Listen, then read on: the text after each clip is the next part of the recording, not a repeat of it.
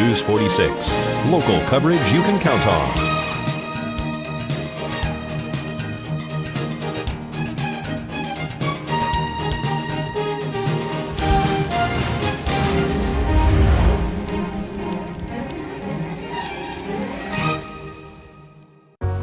Are you on Medicare, have special needs, or are you losing your doctor? Please, let me help you. Call me, Fred Nelkin, for your free consultation. 751-3744, right here in Pahrump.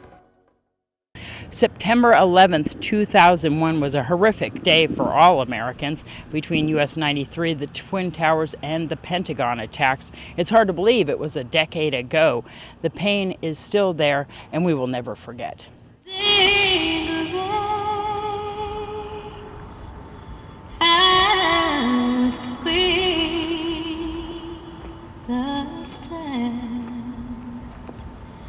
That saved a wretch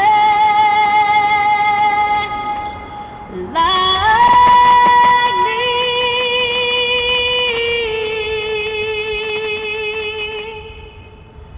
I once was lost, but now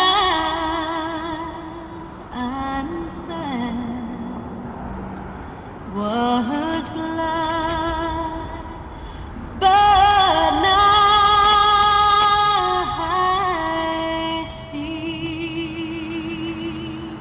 It's a little different for a number of reasons. First of all, through the union president, Tim Murray, he worked diligently for an extended period of time to acquire a piece of steel from the World Trade Center.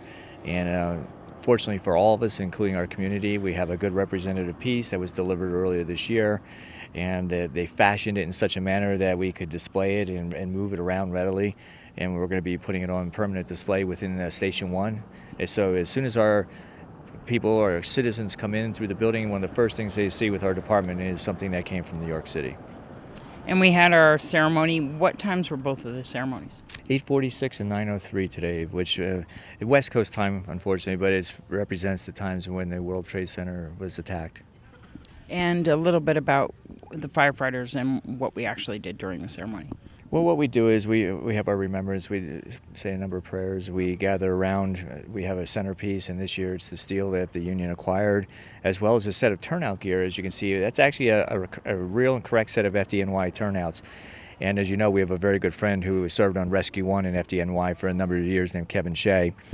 And Lieutenant Shea graciously lent us his turnout gears. And if you may recall, we've talked about this previously, that he was actually injured in the first World Trade Center event in 1993 when he and his partner were effecting a rescue deep in the garage, and they came upon a 30-foot crater, which they couldn't see at the time.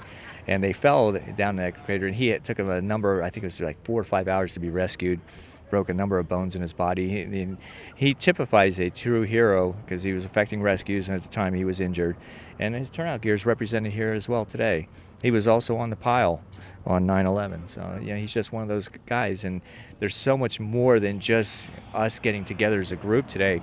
There's so much history going on here.